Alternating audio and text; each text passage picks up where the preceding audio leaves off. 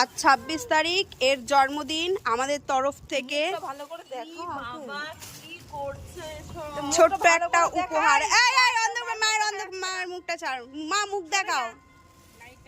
ও ঠিক আছে, মুখ দেখতে হবে না।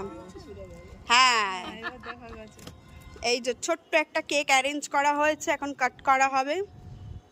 21 তারিখ আমার গেছে, 26 তারিখ হচ্ছে বাবা দেখো কি বিচ্ছিরি আমি নিউ ফ্রেন্ড শম্পা। মোবাইলে টর্চ দিয়ে স্পার্কেলটা জ্বালানো হবে এখন না। আগে আগে কেকটা কাটো, তারপর গুনবে। Happy birthday to you. কাটো কাটো কাটো। Happy birthday dear Shampa.